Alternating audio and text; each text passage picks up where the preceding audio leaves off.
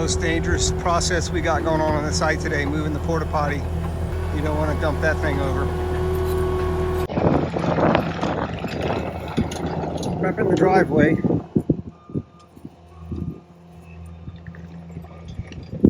The road base down. We're going to pour a bunch of concrete this coming week.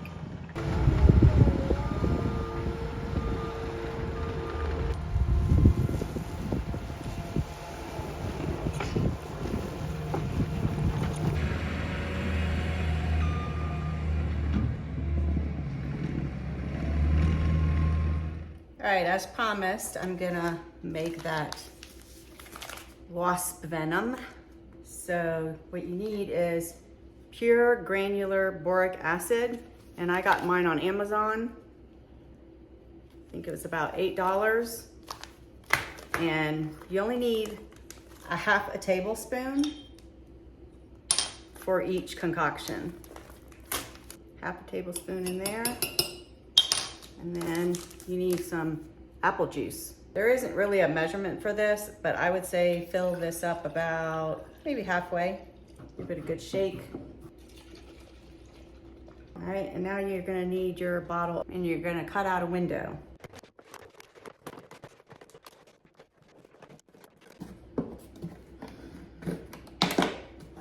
All right, so you got your little window, that's for them to go into. Now, you make some little holes.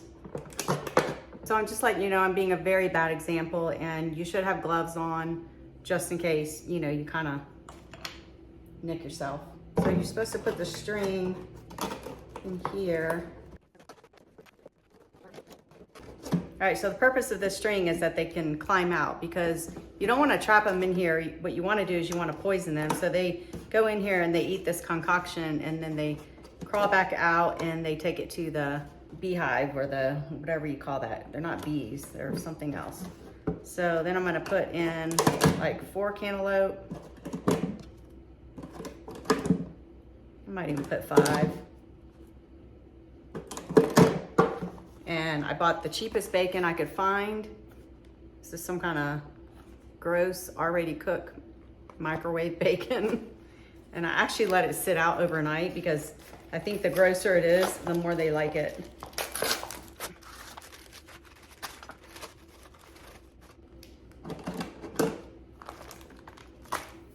All right, stick that in there.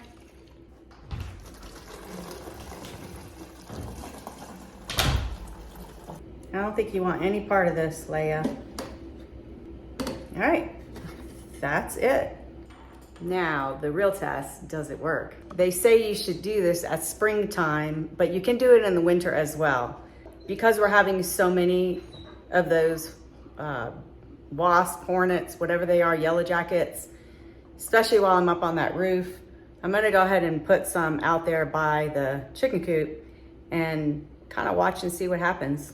I think it takes a couple of weeks, but they say with 1 jar of this, you can knock out like your whole neighborhood's problem with these yellow jackets. So we'll see. All right, here we go. I brought it in the garage and I was already getting stuff coming after it. So I'm gonna get the screwdriver in, put a little screw on the building over here. Oh God, I'm already getting things trying to get me. So I guess you're wondering, did it work? Well, yes and no. It did diminish activity, but they're not all gone.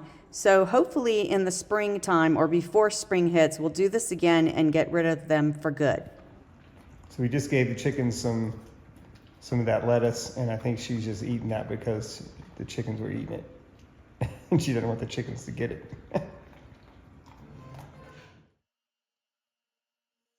Our Instagram followers have already gotten a sneak peek at this. Right now, we're just experimenting to see how well our CNC machine performs.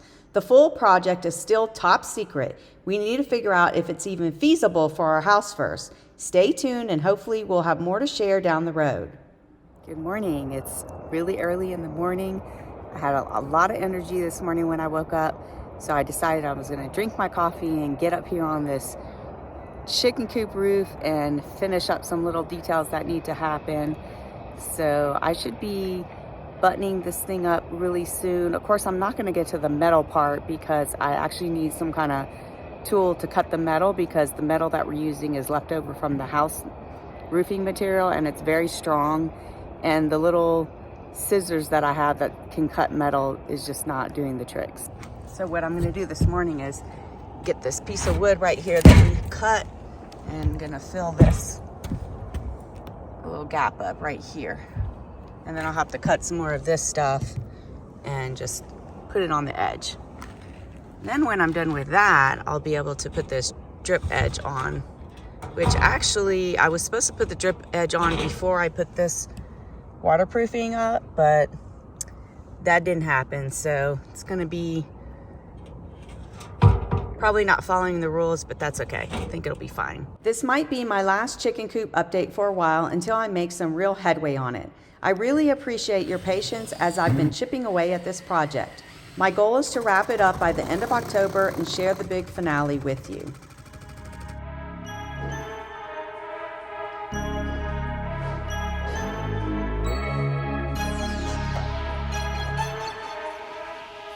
All right, guys, so right now what we're doing is we're gonna put up some plastic sheets to protect everything, because they're gonna be here in an hour to sand all of the patched up mud that they put on the drywall. So we're just trying to keep all the dust to a minimum, at least keep it off of the main things. Still gonna be a mess, but at least we're trying to keep it as clean as possible.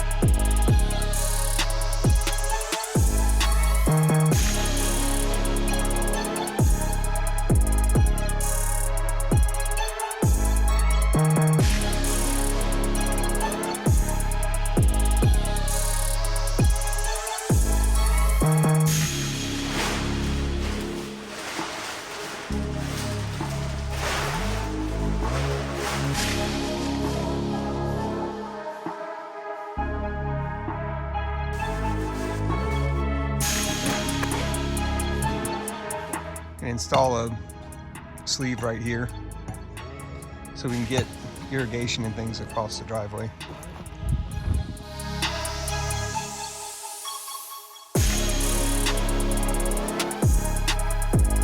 Looks like we're prepped for paint in the garage.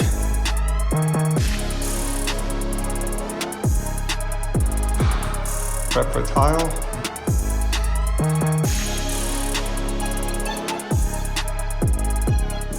It's like they did a bunch of grinding here, prepping for tile.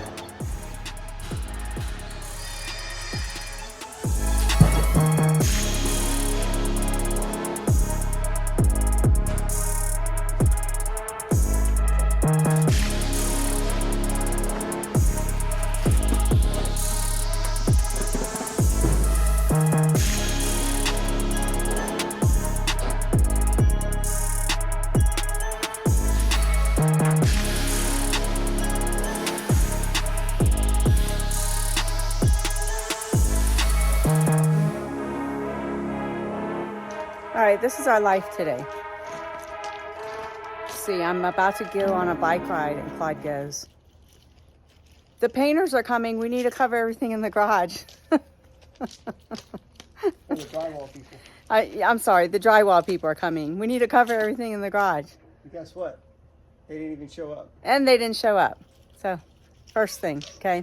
Then the next thing, Claude's going to get the tractor, and I go, "Babe, come here. There's a snake." So we had a bug man come and spray our property, and he put these little glue traps down in the garage, like right as you walk into the garage.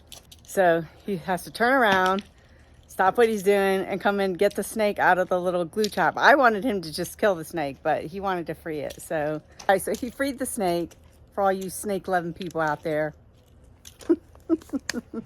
Then he goes and he gets the tractor, and he doesn't look in the bucket before he goes over there, and he gets a big pile of gravel because we're about to move the RV over here, and then he dumps it, and this is what happens. Yeah, this box was empty. He I had this bucket in the tractor because I was gonna put the bucket up on the roof of the chicken coop. And yeah, he just dumped all of those things on the ground here. Anything more you want to add to it? to the this is our lives right now? Well, starting yesterday, it's just been crazy. Trying to get the cabinetry solved, so we did that, and then we go to find out. So yesterday was like really bad because we go to the cabinet guy and find out that, yeah, he's not even like, doesn't even know when he can start our cabinets. So now I have no idea when the hell this build's gonna get done, because definitely the cabinets are not gonna be ready on time for my timeline, which was the end of October. And then this morning, from the time I woke up, well, first of all, we had the painter for our other jobs shows up at the Frank's house and starts doing work at 11 o'clock at night. You're not even supposed to be there Oh my gosh. until after like 7 p.m. You're supposed to be gone. Are you serious? So I get this, Well, I think they're at 11 p.m. I don't know what time they got there, but so I get this, hate email in the middle of the night with video of guys are the people that just pulled up. Oh God. They're over at the site at, in the middle of the night, and you're supposed to be gone at 7 Because they have an HOA. because they have a HOA. Yeah. And that's the rules. So, of course, we don't know they're, why would we think our Yeah, exactly. vendor is going to show So up? who sent you that? The Chase, the neighbor. We want to be, good neighbors and good builders and good contractors and follow the rules. We certainly didn't tell them to go over there at Yeah. 10 o'clock at night or whatever. I was on the phone with Norm till like 1 o'clock in the morning. And so yeah, I didn't get a lot of sleep. And then this morning, first thing we get rolling pretty early. Who was here? I don't even remember. It's like it's such a blur right now. The driveway people were here, and Oh, the driveway people were oh here. yeah, then and we have to have a pipe. We had to put the pipe, like a sleeve in, so that we can get our irrigation and whatever else we need. Instead of having a burrow under the driveway, we have a pipe in there that we can slip things in. So I had to tell them that they couldn't really do what they came to do here today, and that what they needed to do instead was put me some pipes in there. So Well, at least they were skilled to do that, Yeah. they actually said they would do the job for you, yeah, which was very nice, because otherwise we would have been digging I a would have been trench. scrambling around trying to find A pipe. pipes and all that other stuff, and I just don't have the time to do that. Excuse me, miss. Are you trying to help? Yeah, you just put your paw all in those things. Are you trying to help us? Just don't. You're gonna Oh, hurt yeah. yourself. No, don't walk on that, Over here. girl. And then we ran out of F channel for the composite siding, so now we're at a standstill on that. Oh no. And are what's you even serious? worse is I don't even know if that's the one that we're using. The color that we're using is they discontinued it, and I don't even know if we're going to be able to get F channel in the color that we need. It might wind up just being black. So yeah, so I was solving that problem. We got to give them some good news. This can't just be a total complain session, but I think it is being a total Now I'm complain trying to, session. Sorry guys, we want to be positive, but we also want to tell you the realities of building your own home as well. And now I'm sitting here digging these things out. We didn't have an extra 20 minutes No, I wanted to go work on the chicken coop roof. to do all this. So And guess what? Tomorrow we have to pack for our trip. And guess what? I'm kind of glad we're getting the hell out of here. I need a couple days away. But you're happy we're going to go, right? I'm sure we'll have a good time, but there's just I know. there's so much to do in September, and we're not even taking 5 days is kind of a hard thing. But our cabinetry is not going to be here for a while, so We got time. this don't really matter. We're back to RV living, baby. I wanted to go camping, but not. In my yard. In my yard. Well, going camping in your yard anyway. I've been trying to make an effort to, when my wife asks me to do things and talk to me to stop whatever I'm doing. I don't know if she's noticing or not, but I like try to stop what I'm doing, turn the TV off so that she can have my full attention, and also be nice, you know, about it too, you know, whenever she's asking me different things. And the thing is that a lot of times, so she asks me to do stuff, and I stop what I'm doing to take care of her when she has no idea what the 13 problems that I'm dealing with, because I don't spend the time to tell her all the other things that we're doing. But you should tell me. But that just takes more time. I'm part of the build too. That just takes more time. Yeah, but it doesn't matter. I'm part of the build, and you need to tell me the things that are going wrong. It's like I always say, if you were to die or something were to happen to you, I wouldn't know the full story because you don't tell me anything. I don't tell you anything? Okay, you don't tell me a lot of the stuff. No, I do tell you. It's just certain things that you just got to get it done. And then after it's done, there's nothing to tell. You just get it done. I think we're coming to the end here. Oh my gosh. Where we're going, the deeper they're falling in. Could be like a new game. Oh gosh, no. For kids. Yeah, I would hate this game. That was a 10-minute complaining session. Well, we were trying to move the RV over here, and then Claude said he needs some diesel, so it's about 8 o'clock at night. He's going to go get diesel, fill it up, and then bring it back up here and park it over here. That way, in a couple of weeks, we'll be able to freshen it up and move in.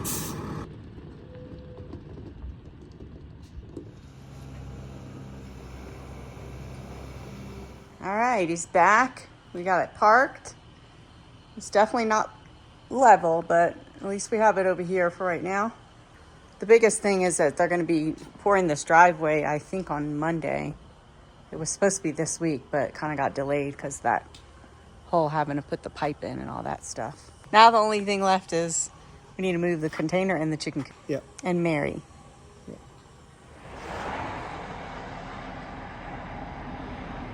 Well, this morning we're going on our trip, and we're about to drop Leia off at the doggy sitter place. And she sees a bunch of dogs, so she's having a fit. She wants to play. You ready to do this thing? Ready as I'm gonna be. Don't have time for a trip, but we're taking one. We're gonna have a great time, baby. I know. Take me out to California. Take me out to California. Now sit back, relax, and enjoy the flight. It's coming to an end, and my eyes are drawn to southern skies. And all the while, I was trying to pretend. All right, this is our crazy. Yeah, Ram 2500 HD. Red, fire engine red, yeah. All right, let's make sure there's nothing wrong with this thing. Let's have good tires on it. No dings. Ooh, I can smell the air freshener already. All right, we made it to California. Anybody want to guess what we're gonna do? I don't want to start this trip off with negativity, but I had my hiking poles in my backpack. They were kind of like sticking out of my backpack because they wouldn't fit in my suitcase that I was carrying on. And Claude's fold up real small, so he had his in his suitcase. But my backpack got tagged, and they said I can't bring my poles because they were too sharp on the end. And I almost said, he has the same thing in his luggage that we're carrying on. Same sharpness, pretty much the same thing, but I didn't want to do that because I didn't want both of us to lose our hiking poles. Well, no, what's really ridiculous is that I have a pencil, like a lead pencil, mechanical pencil in my bag, and It's probably it's sharper. way sharper and way more easy to attack somebody with, and that's like no problem. Yeah. But I think what's even crazier is if you remember probably about a year ago, if you've been following us that long, I got away with a huge knife.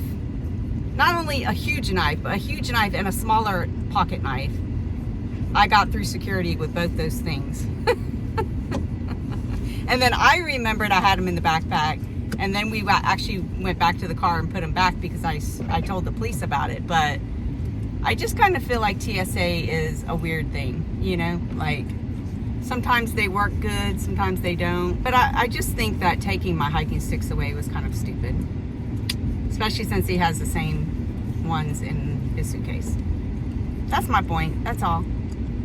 Okay, Anyway. That's it. No more negative talk. It's going to be a positive, fun, stress-relieving trip. Claude's eczema is going to go away. Well, you did say, oh, I don't like the color of that truck. I don't. Sorry, Mom. I know you love red, but I'm just not a red fan anymore. I used to be a red fan with cars, but not so much anymore. All right, we stopped to get a burger before our first destination. And yeah, we were having a little difficulty finding a place to eat because it is California. We were close to the airport and it was really sketchy, just letting you know. Fresno, California. But We're only seeing one little piece of it. I'm just saying by the airport it was very sketchy. So we kind of drove a little further in to find a place to eat. And then we're going to bring you to our next stop. Hopefully it's going to be worth it. Right. You think it'll be worth it? Yep. I'm not sure if it's going to be an hour long worth it, but I do think it'll be worth it. Be worth it. Yeah.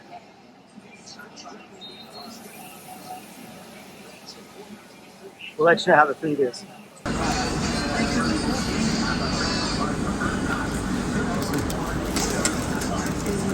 Thank you. And if we need anything else whatsoever or need those guys, don't hesitate, get in the shape and just let me know. I'll be right back over. All right, thank you. Thank you. Got it, guys.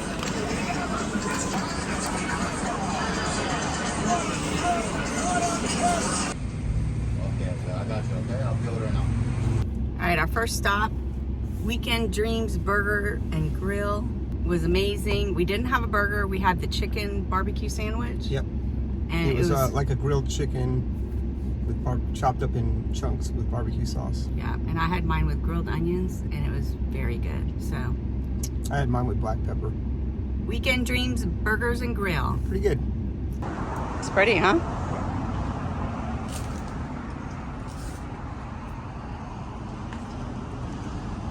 Our first adventure for the day in California is we're going to visit Forest J Underground Gardens. So we don't know a whole lot about it. We just know that a man spent 40 years digging these tunnels underground 10 acres. with just shovels and hand picks. First thing you walk into is this arbor of grapevines. You can see the path going down there, and then there's these great vines overhead, providing some nice shade. Yeah. Very welcome shade. So unfortunately, we can't video inside, but we can take pictures. So we'll take pictures and we'll share a couple of nice pictures with you. Yeah, if you want to come, if you want to learn more, you have to come. Yeah. And actually, it's like $25 a person per ticket, so it's not terribly expensive. Yeah. And it's an hour tour.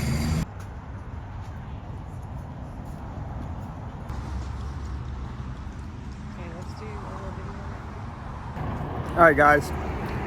Just let me know what you think.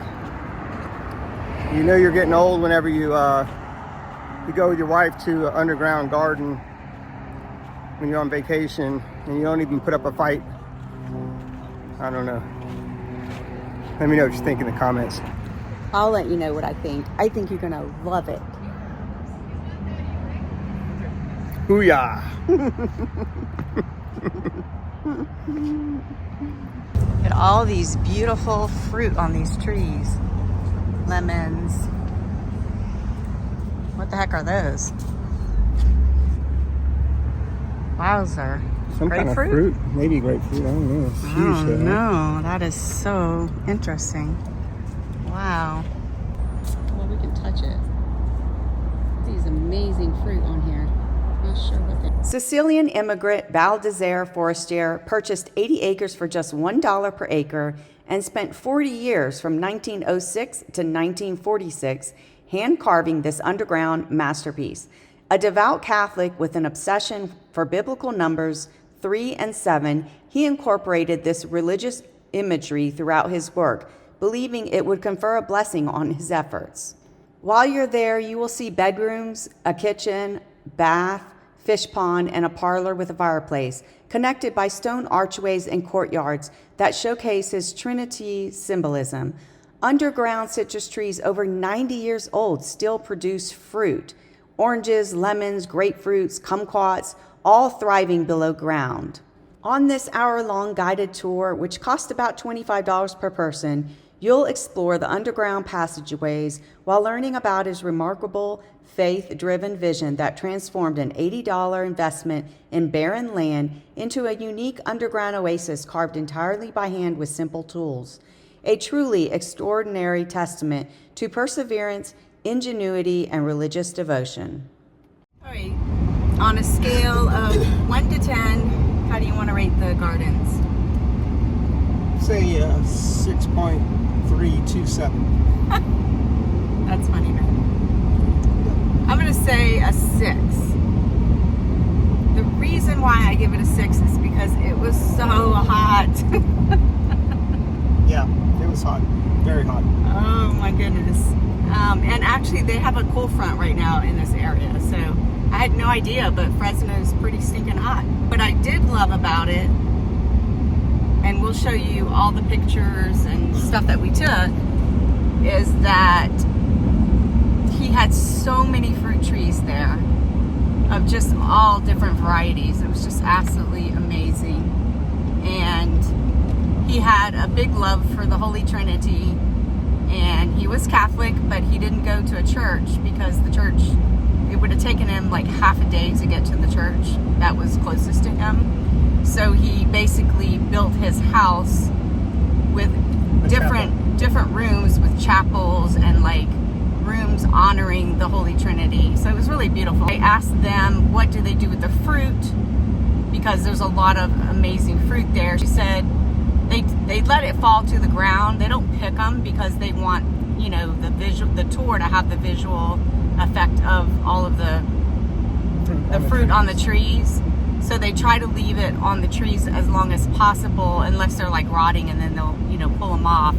And then she said what they do is they just compost it. So she says it doesn't go to waste, but I mean, kind of in my opinion, I feel like that is making it go to waste. I think they should pick some of the fruit and sell it to you or something. I don't know. Date tree was pretty cool. Yeah, they had this date tree, and I'll put a little video, not a video, a picture of it right here. It was very hard to get a picture of because there was a vine above my head when I was taking the picture. So I tried to zoom in, but I'm not sure if I got a good picture of it. It was pretty impressive what he did. And of course he wasn't married and didn't have any children, so that allowed him to pretty much dedicate every minute that he had to build this whole thing. Yeah, I think the thing that he built it as a restaurant and a garden oasis where the people, since it's so hot here, since it was underground, it was cooler in his little area, his underground little oasis. And so people would come to visit, and they would pay to come to get out of the heat. I think she said it was 50 cents. 50 cents for an adult, the children were free. Children were free. And he bought 80 acres. He paid $80 for his 80 acres. Yeah, bought 80 acres for $1 an acre. Yeah, $1 an acre. Pretty amazing. Wish I could find that deal right now. Never. Well, maybe in the middle of the Mojave Desert. Maybe. Oh, wow. Anyway, if you are in the Fresno area, I would definitely check it out, but I would not go at this time of year. I would wait till you knew it was the coolest time of year and then come then. Yeah, maybe in October, November. Yeah. All right, we're headed to our next adventure. Got about an hour to go. Tucked away in the Sierra foothills, just 5 minutes from Sequoia's entrance, this enchanted resort echoes the wild soul of the 1970s, where Hollywood dreamers once mingled with nature lovers. The property maintains its vintage energy and original decor, inviting you to relive an era that was raw, free, and full of magic. Cute. What do you think? You have air conditioner, that's good. Air conditioner check. Oh, it's so cute. Bathroom. Cute little living room. Living room. Nice little view of the water. Lake and mountain view. Pretty tile. Mm-hmm. Little bitty. Little bitty, but it's cute.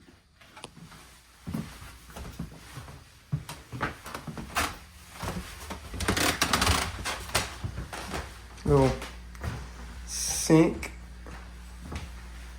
and a little kitchenette with a fridge, little water thing, little. Nice cabinet details. Mm-hmm.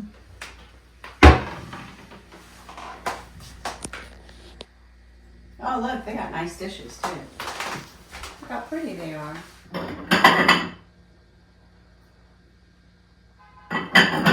It's the little things that matter. Look how cute this is. Look, that's so cute. This place was originally a stagecoach watering hole. The land was transformed in the 1920s by former park worker Herb Wilson, who hand-built the first cabins and named it Elowin, meaning the enchanted land beyond the setting sun. In 1977, charismatic Milton Melkonian turned it into a vibrant haven for artists, musicians, and Hollywood actors. Days were sun-soaked, nights were music and laughter. Today, the 8 cabins across 4 acres are being lovingly restored as Sequoia Cabin Resort, preserving original details while honoring the property's soulful past. This week, our vlog is going to be a 2-part story, and next week we will introduce you to the owners of this amazing resort and also share with you our Sequoia trip. All right, this is where we are, guys. Those of you on Instagram might already know this because I might have made a post. Sequoia National Park. We're gonna go see the largest tree in the world. We have been here before, but it was a very quick trip. We didn't document it because it was before our YouTube days, obviously. Violation. All right, I gotta put my seatbelt on. Ooh, look at that pretty sun. Thanks for tuning in this week. We're taking next week off to help our son and daughter-in-law with their big move. So part 2 will be released Saturday, October 4th.